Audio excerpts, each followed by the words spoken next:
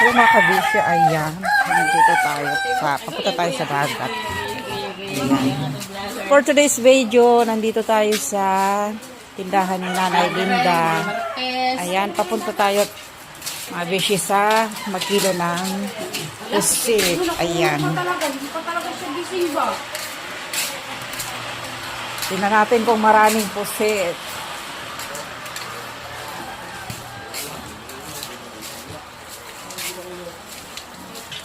Wala pa ang nag.